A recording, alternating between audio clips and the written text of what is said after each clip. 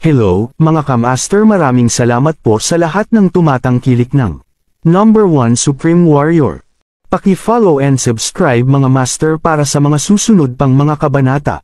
Number 1 Supreme Warrior. Kabanata 1631. Nakarating na rin kami sa ibaba ng bundok. Hay nako, batay sa paglalakbay, kailangan pa naming maglakad ng 7 hanggang 8 araw bago kami makarating sa huling destinasyon na minarkahan sa mapa. Ang layo kaya nun. Naina si Kevin nang tingnan niya ang napakalaking bundok sa harapan niya at ang layo ng mapa. Medyo malayo talaga. Ang pangunahing isyo ay ang gravity dito ay medyo naiiba, at hindi kami makakalakad ng masyadong mabilis. Medyo nakakapagod kung patuloy tayong maglakad ng ganito, at ang bilis ng ating paglalakad ay maaaring mabawasan ng husto kung magpapatuloy ito. Hindi namin matansya batay sa aming kasalukuyang bilis, kaya sa palagay ko ay kailangan naming maglakad ng isa pang 10 araw bago kami makarating sa destinasyon. Sumimangot din si Jackie. Kung tutuusin, ang pagkaantala ng isa pang araw ay nangangahulugan na si Fernando ay kulang ng 1 araw, na labis na ikinalungkot niya. Sa yugtong ito, gayunpaman, wala siyang ibang pagpipilian kundi ang gumawa ng isang hakbang sa isang pagkakataon.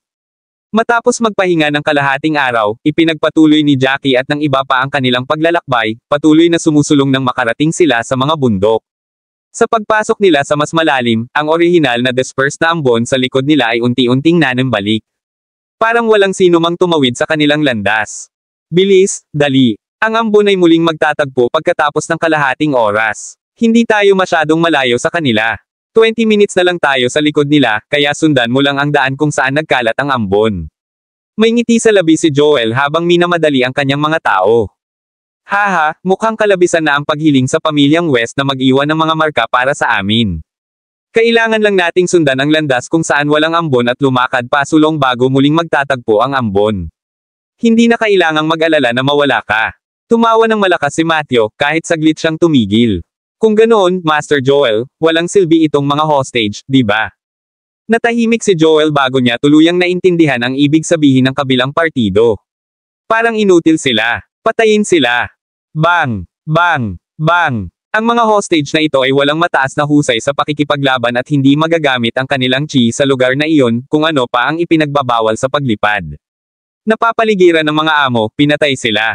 Haha! Tara na! Tunay na walang silbi ang mga hostage na ito, tulad ng mga markang iniwan ng 2 maliliit na pamilyang ito. Haha! Tumawa ng malakas si Joel at nagpatuloy sa paglalakad ang grupo at sinundan ang mga nasa harapan nila. Mabilis na lumipas ang oras habang naglalakbay sila sa masukal na kagubatan, ngunit pagkatapos ng 11 araw na paglalakad, nakarating sila sa harap ng isang kuweba. Mayroong 7 butas na may ngipin sa paligid ng butas na ito, at mayroong isang screen na kulay asul sa langit sa harap ng yungib na sumasangga sa loob ng yungib. Nakapasok na ba ang mga master na iyon sa lugar na ito? Isang matandang lalaki mula sa isang pangalawang klaseng aristokratikong pamilya ang direktang lumapit nang makita niya ang ilaw na screen dahil siya ay labis na nasasabik. Gayunpaman, Thomas, napatalon siya sa sandaling hinawakan niya ang ilaw na screen at bumagsak sa lupa ng may kabog. Imposible ito. Tumilapon siya. Natigilan ang isa sa kanila. Saka siya tumingin sa paligid. Walang ambon sa paligid ng lugar na ito. Kakaiba ito. Bukod doon, magagamit talaga natin ang chi natin dito. Tiningnan ni Jackie ang 7 butas na naka-indent at sinabing, ilalagay ba natin dito ang 7 bowl ang bato para buksan ang lugar? Posible yan. Ito ay hindi isang pagkakataon na mayroong 7 mga indentasyon dito. Ilagay natin ang lahat ng bowl ang bato. Napaisip si Paul at tumango siya habang nagsasalita. Kabanata 1632. Habang ang unang batong bola ay inilagay sa indent, ang kulay asul na kalangitan na liwanag na screen ay bahagyang nanginig dahil may kapansin-pansing reaksyon. Ang kulay ng screen ay naging mas madilim din. May nangyari. May reaksyon talaga. Haha, ang galing nito. Dahil ang mga master ay pumasok sa light screen na ito, dapat mayroong isang bagay na mas mahusay sa loob. Kung hindi, bakit hindi sila lumabas? Tawa ng tawa ang isa sa kanila habang napuno ng pananabik ang kanyang mga mata. Di nagtagal, ang pangalawang batong bola ay inilagay sa pangalawang indentasyon, na sinundan ng ikatlo at ika-4 na batong bola. Sa huli, lahat ng 7 bowl ang bato ay inilagay sa mga butas. Ito ay napakalakas na galaw. Hindi naman siguro tayo matatalbog ngayon, di ba? Curious na tanong ng isa. Bakit hindi natin subukan ito? Isang matandang lalaki ang nagngangalit ng kanyang mga ngipin habang siya ay lumipad at sumugod patungo sa madilim na asul na kulay na ilaw na screen. Sa pagkakataong ito, walang sagabal ang ilaw na screen nang sumugod ang matanda at nawala. Nawala siya. Maraming tao ang nagpalitan ng tingin at napalunok ng laway. Nagtataka ako kung ano ang mundo sa loob. Ang ilang mga tao ay nagsimulang bahagyang mag-alala. Walang dapat ikatakot dahil nandito na tayo. F***sake. Ito lang ang pagkakataon na makapasok tayo sa pinaka-Diyos na antas at maging master ng soul penetrating realm. Ang isa pang matandang lalaki mula sa pamilya Lucas ay nagngangalit din ang kanyang mga ngipin habang siya ay lumipad at sumugod sa liwanag na screen sa isang iglap. Advertisement. Halika, alis na tayo. Oo, pasok na tayo dali. Sino ang nakakaalam kung mayroong anumang limitasyon sa oras? Kung mabubuksan lang ito sa maikling panahon, hindi na tayo makakapasok mamaya. Sa pag-iisip na iyon, ang ilan ay agad na lumipad at sumugod patungo sa ilaw na screen. Whoosh! Whoosh! Whoosh! Parami ng parami ang lumipad pataas at sumugod sa light screen. Lahat, huwag magpanik. Mukhang 200 tao lang ang pinapayagan kada entry. Huwag magmadali. Huwag magmadali. Malakas na tawag ni Alejandro nang makita niyang mas marami ang sumugod sa screen ng liwanag ng kuweba. Napakaraming tao doon, pumapasok na parang nagmamadaling langgam. Nang makapasok na ang karamihan sa kanila sa light screen, hinawakan ni Jackie ang kamay ni Selena at sabay na lumipad papasok. Tara na. Ang lugar sa labas ng kuweba ay naging bakante pagkaraan ng ilang sandali, ngunit isa pang grupo ng mga tao ang dumating kaagad. Kabanata 1633. Haha. Ito ang kuweba, okay. Pumasok na silang lahat. Tumawa ng malakas si Joel sa tuwa. Gayunpaman, nabawasan ang kanyang kagalakan nang sumulyap siya kay Lily, na nasa tabi niya. Ikasyam na ginang, ano ang nangyayari sa iyo? Hindi ba dapat masaya ka na nahanap na natin ang pasukan? Bakit parang bitter ka pa rin? Bumantong hininga si Lily bago niya sinabing, nagmamasid ako sa buong paglalakbay, ngunit tila wala akong makitang anumang mga palatandaan tungkol sa aking anak. Buntong hininga, ang aking anak at ang iba pa ay namatay na. Buntong hininga. Hindi nakaimik si Joel at nagsalita siya, siguro matagal na siyang patay, dapat mong itigil ang pag-iisip tungkol dito. Paano siya nananatiling buhay pagkatapos pumasok sa Misty Forest? Muling napabuntong hininga si Lily sa sarili nang nagkataon na may namataan siyang espada na nakatusok sa bangin. Bagamat ang kalahati ng espada ay nakaimbed sa mga bato sa bangin, kalahati nito ay nakalabas, at mukhang pamilyar sa kanya. Honey, dali. Mabilis. Nakikita mo ba ang espadang iyon? Mangyaring ibaba ito para sa akin. Bulalas ni Lily pagkatapos niyang pag-aralan ito. Bakit gusto mong kumuha ako ng espada na nandoon na kung gaano katagal? Si Joel ay hindi mukhang masaya tungkol dito, ngunit siya ay lumipad pa rin at ibinaba ang espada bago ito ipinasa kay Lily. Ito ay isang mababang uri ng espiritual na kasangkapan, ngunit pinagkakaabalahan mo ito. Bagay ka talaga. Gayunpaman, ang mga kamay ni Lily na kumuha ng espada ay bahagyang nanginginig habang siya, na may pag-asa, ay nagpaliwanag, ito ay espada ni Lance. Ito ay, ang kanyang espada. Gustong-gusto niya ang espadang ito. Paano ito posible? Napasinghap si Joel nang marinig niya ito at napabulalas, kung ganoon, baka si Lance at ang iba ay bumisita sa lugar na ito. Hindi kaya aksidenteng napunta sila dito. Kung ganoon ang kaso, ito. Nagkataon lang talaga. Oo. Ganyan dapat. Tiyak na binisita ni Lance at ng iba pa ang lugar na ito. Dapat pumunta sila dito. Labis na nabalisa si Lily nang hindi niya mapigilan ang mga luhang tumulo sa kanyang mukha. Sai, dapat tumigil ka na sa pag-iyak. Tingnan ang ibabaw ng bundok, maraming bakas ng labanan ang natitira dito. Baka nakatagpo sila ng malakas na halimaw dito at nasawi, pang-aaliw ni Joel. Gayunpaman, umiling pa rin si Lily sa hindi makapaniwala at sinabing, imposible. Hindi pwedeng mamatay ang anak ko. Bakit wala dito ang katawan niya? Alam kong buhay pa sila. Nandidiri si Matthew kapag umiiyak ang mga babae, kaya naiinip niyang tinitigan si Lily bago siya bumulong, medyo maraming halimaw na hayop dito. Paano mo pa makikita ang katawan kung namatay na siya? Bukod pa riyan, matagal nang nakapasok ang anak mo sa lugar na ito. Kakaiba talaga kung makikita pa natin ang katawan niya. Halika, pasok tayo dali at tingnan natin kung ano ang sitwasyon sa loob. Papasok na kami kung wala kayong balak gawin. Malamig nang umiti si Elder Mosley mula sa Hall of Divine Royal bago siya nagpatuloy sa pakikipag-usap kay Lily at sa iba pa. We were working together before kasi lahat kami gustong pumasok dito. Kung makakita kami ng anumang mga item na makakatulong sa amin na makapasok sa pinakamataas na antas ng Diyos sa pagpasok, kailangan naming ipaglaban ito sa ibang pagkakataon. Haha! Tama ka. Gayunpaman, kung makasalubong natin si Jackie, kailangan nating patayin ang taong iyon kung makakalusot tayo sa ultimate god level sa lalong madaling panahon. Tumawa si Joel at ikinaway ang kanyang kamay sa mga miyembro ng kanyang Cloud Sky Sect. Halika, pumasok tayo at tingnan natin kung ano ang nangyayari sa loob.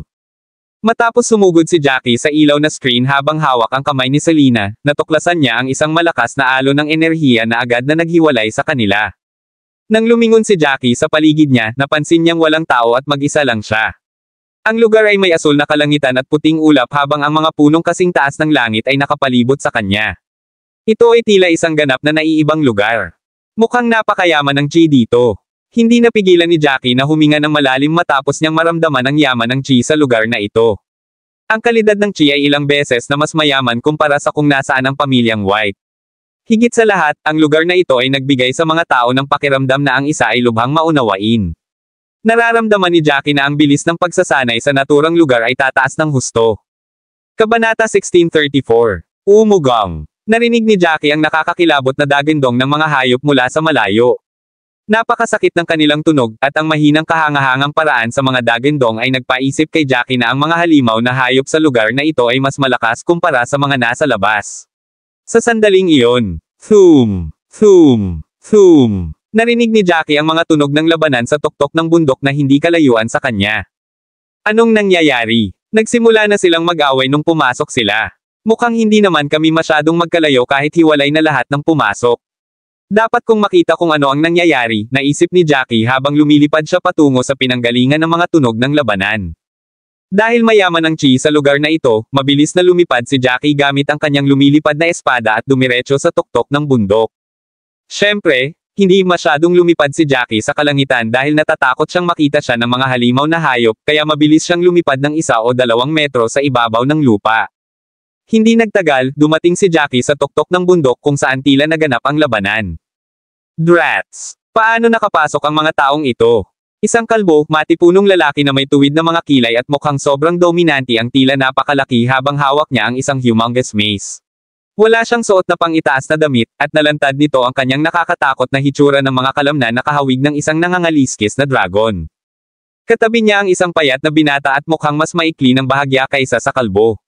Ang payat na binata ay mukhang sobrang payat at ang kanyang mukha ay may hindi malusog na pahiwatig ng pamumutla. Sa harap ng dalawang taong ito ay si Melody Lawson. Napatumba siya sa sahig, at may hiwa sa hita. Nasaktan siya sa aura ng espada ng payat na lalaki, at umagos ang dugo mula sa kanyang sugat. Sino kayong mga tao? Takot na tumingin si Melody sa dalawa, sila ay nakakatakot na makapangyarihan. Siya ay nasa pinakamataas na yugto ng tunay na antas ng Diyos at napakatalino. Ang kanyang kapangyarihan sa pakikipaglaban ay maihahambing sa Pavilion Master ng Supreme Clarity Sect. Hindi niya inaasahan na mararanasan ang nakakakilabot na lakas ng dalawang lalaking ito. Ang kanyang lakas sa pakikipaglaban ay mas mababa kumpara sa kanila, at siya ay hindi katugma sa kanila kung tutuusin. Sok! Sok! How dare you ask kung sino kami? Sino ka, at saan ka nanggaling? Mula sa tanda sa iyo, hindi ka isa sa aming mga tao sa mga sagradong lugar na ito. Speak, paano ka nakapasok?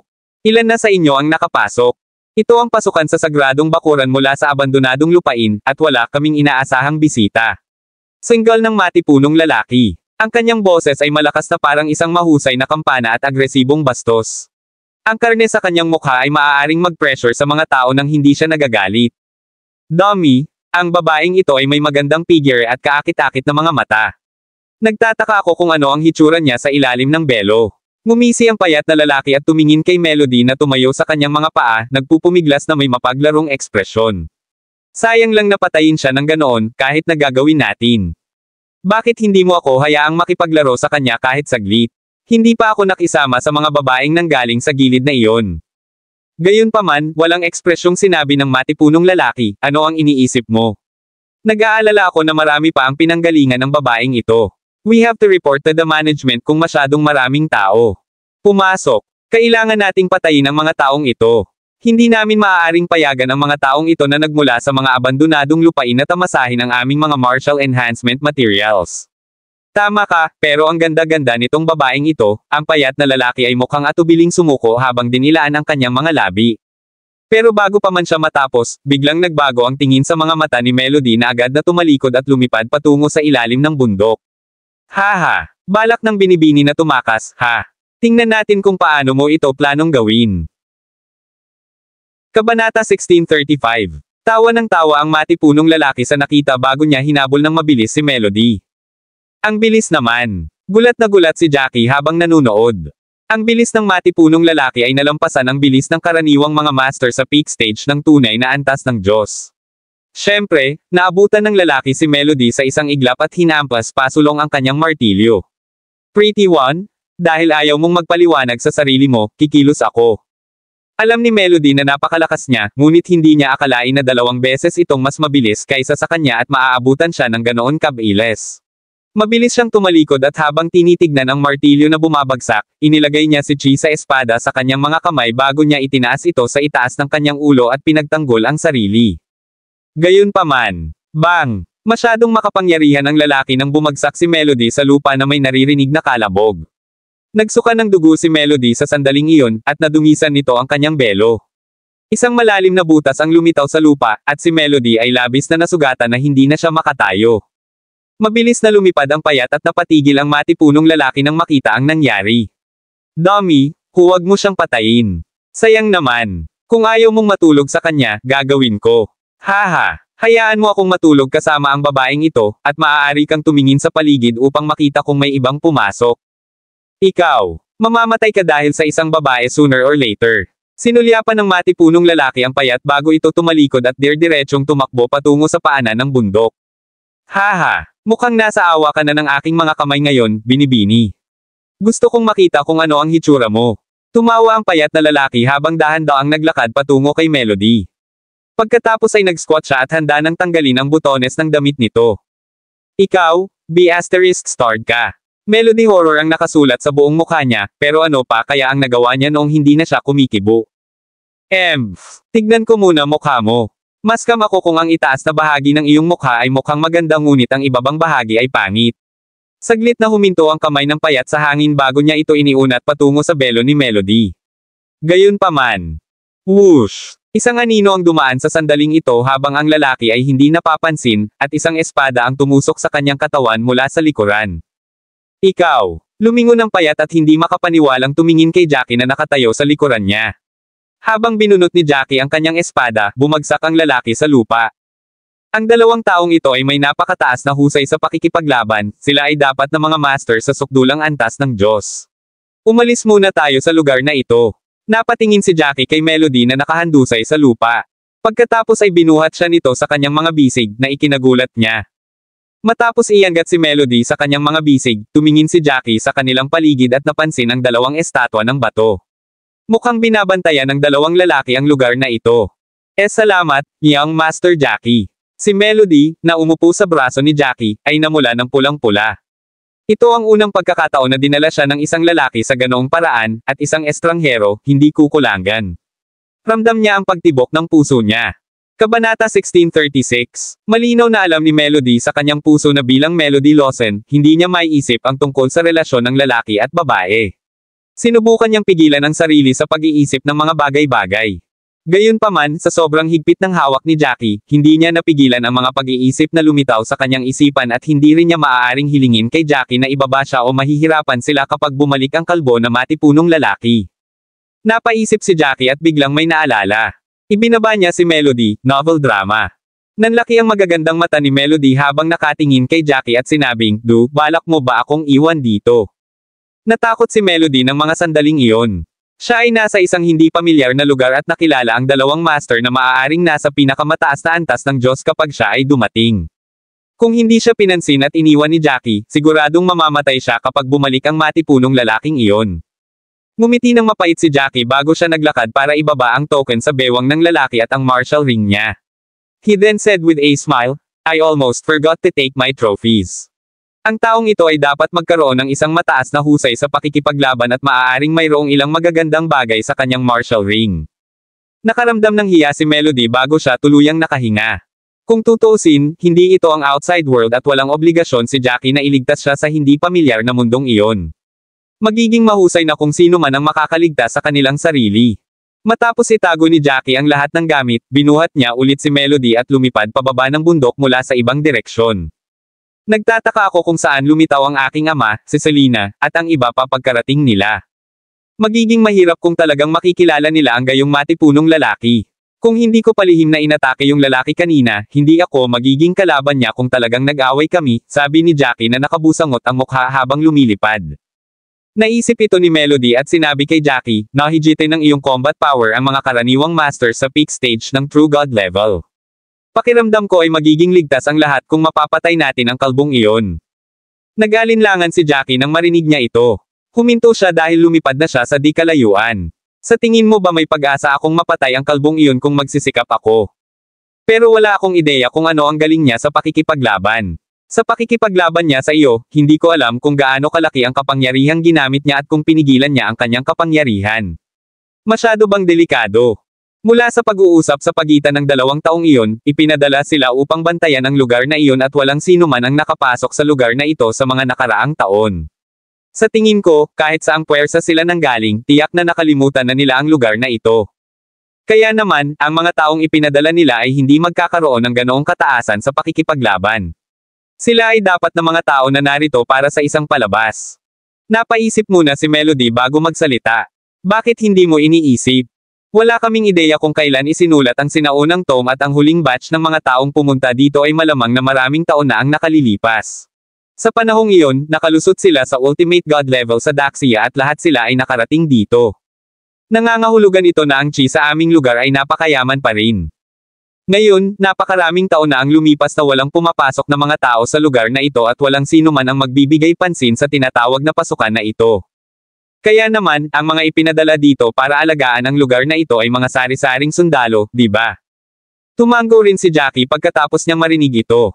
Tama ka. Kahit na nasa Ultimate God level ang kanilang fighting prowess, baka hindi imposibleng labanan sila gamit ang combat power ko.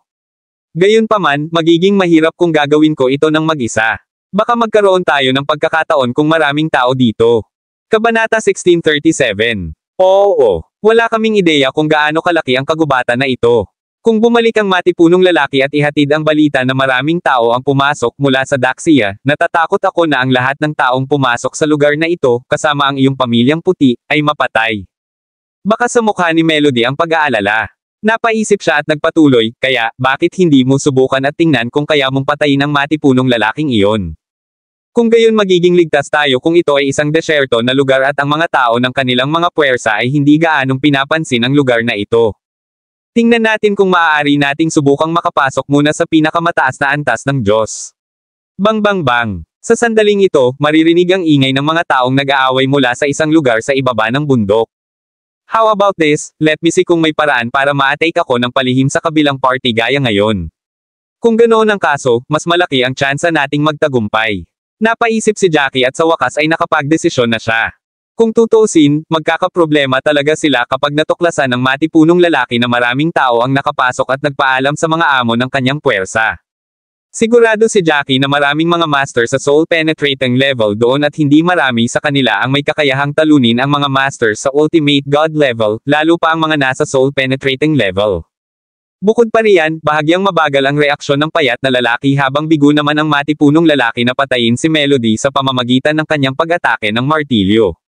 Kaya naman, naramdaman ni Jackie na ang husay sa pakikipaglaban ng matipunong lalaki ay maaaring katulad ng nahulaan ni Melody na hindi masyadong mataas. Baka ipadala sila para bantayan ang lugar dahil wala silang mataas na posisyon sa kanilang pamilya. Ibinaba niya si Melody at kumuha ng healing pill para maubos ni Melody. May maliit na kuweba doon at iiwan muna kita doon. Malapit nang maghilim ang iyong mga sugat gamit ang aking healing pill. I will give it a try and see kung maaayos ko ang matipunong lalaki.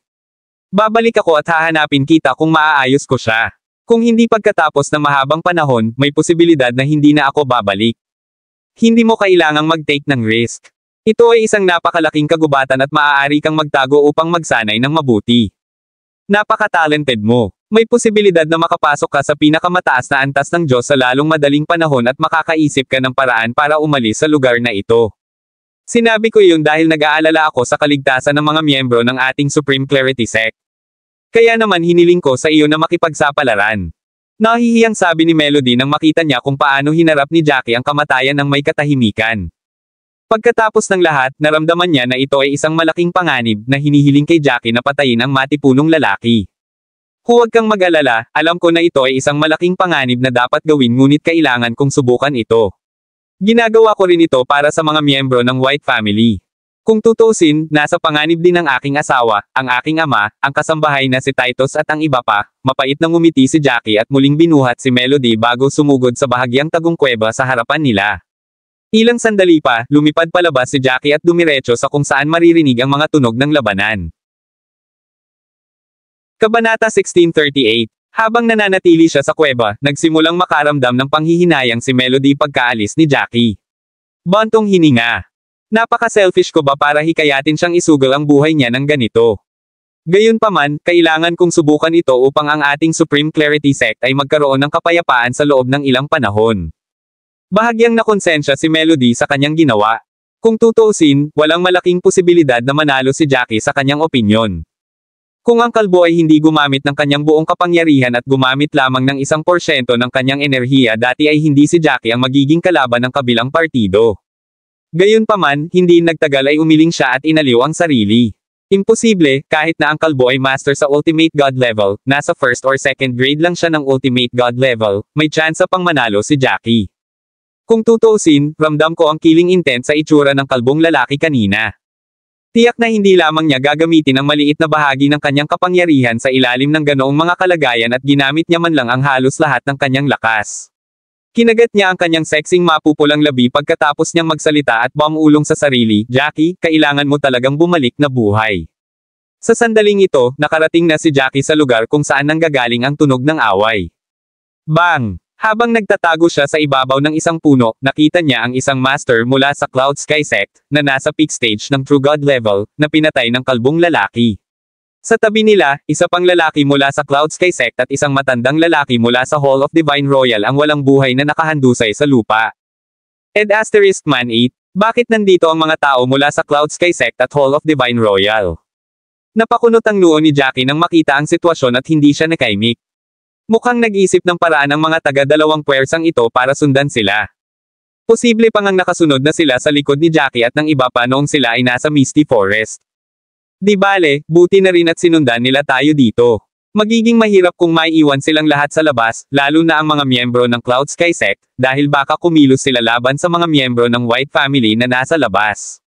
Lalong gamaan ang pakiramdam ni Jackie kapag naiisip niya iyon.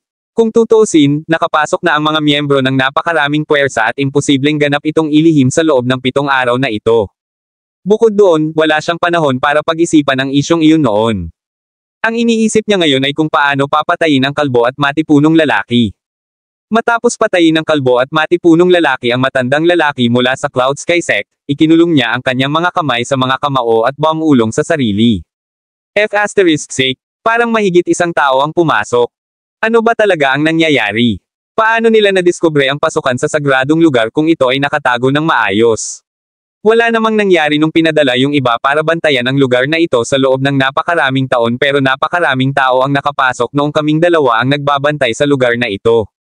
Napakamalas natin. Sa kabutihang palad, walang mga master sa Ultimate God level dahil ang abandonadong lugar ay walang gaanong chi at hindi sila nagmana ng anumang martial art technique. Kung hindi, mahihirapan talaga. Ang mga tunog ng mga taong nag-aaway ay maririnig mula sa maraming iba pang mga lugar. Naisip ito ng kalbo at nagmamadaling pumunta sa ibang lugar kung saan maririnig ang mga tunog ng labanan.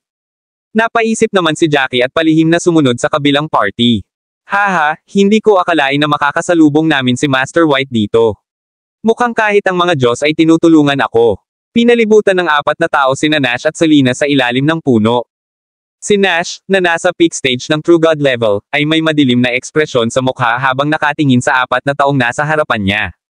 Hindi niya akalain na makakabangga niya si Selena, ang kanyang manugang, hindi nagtagal pagkatapos niyang makapasok sa lugar na ito. Kabanata 1639. Si Selena ay may mababang kakayahan sa pakikipaglaban at lahat ay nag-aalala tungkol sa kanyang kaligtasan. Natuwa si Nash nang makita siya.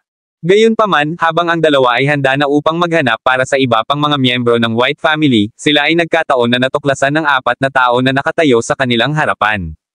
Sa 4 na taong ito, isa sa kanila ay si Joel mula sa Cloud Sky Sect habang ang isa ay si Matthew mula sa Hall of Divine Royal. Ang dalawa pang tao ay mga master sa huling yugto ng tunay na antas ng Diyos mula sa Cloud Sky Sect. Walang pagkakataong manalo si Nash laban sa combat power ng 4 na taong ito, lalo na nang kasama niya si Selena, na mababa ang husay sa pakikipaglaban at hihilahin lang siya pababa. Ads by Pop Future. Tiwala si Nash na magkakaroon pa rin siya ng pagkakataong makatakas kung kaharap niya ang 4 na taong ito ng mag-isa. Gayunpaman, halatang mahirap para sa kanya na tumakas ng mag-isa at iwanan si Selena. Ama, ito ba ay, malakas ang mga taong ito. Hindi pa nakilala ni Selena si Joel at ang iba pa. Nag-alala siya nang makita ang seryosong ekspresyon ng mukha ni Nash. Napakalakas nila. Mayroong 2 master sa huling yugto ng tunay na antas ng Diyos habang ang 2 pa ay ang Sect Master ng Cloud Sky Sect at ang Hall Master ng Hall of Divine Royal. Naniniwala ako na hindi mo ako kailangang sabihin sa iyo ang tungkol sa kanilang husay sa pakikipaglaban.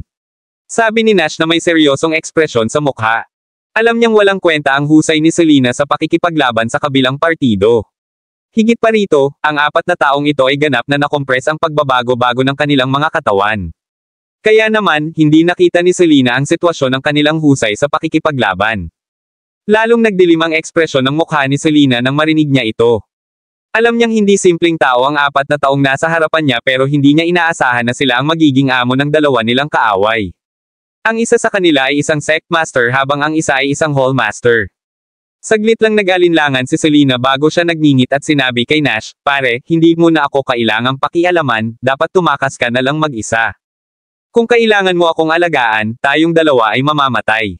Kung tumakas ka ng mag-isa, maaari kang magkaroon ng pag-asa na mabuhay dahil mayroon kang isang pang-espiritual na tool na panghuling klase na kasama mo.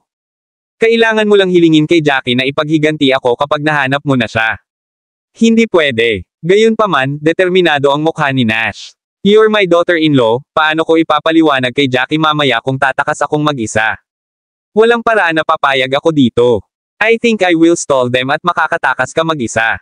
Pipigilan ko sila at susubukan kong bilhan ka ng oras para makatakas. Bata ka pa habang ako ay matanda na. Hindi mahalaga kung mamatay ako." Haha, nakaka-touch ang eksenang ito. Nagsimulang tumawa ng malakas si Matthew. Sa kasamaang palad, sa tingin mo ba ay kaya mong pigilan tayong 4? Kung nandito ang anak mo, hindi lang tayong 4, hindi tayo magiging kalaban niya kahit 4 pa tayo. Gayunpaman, ikaw, masyado kang atrasan kumpara sa iyong anak. Tiyak, ang asawa ni Jackie ay napakaganda at maihahalin tulad kay Melody Lawson. Kasing ganda pa niya si Helena at Daniela. Gusto ko talagang subukan kung ano ang lasa ng isang babaeng katulad niya. Napangiti si Joel dahil sa sobrang saya. Babae ni Jackie. Haha, tama ka. Hindi ko talaga gusto ang asawa ng iba pero exception si Jackie. Malamig ding ngumiti si Matthew.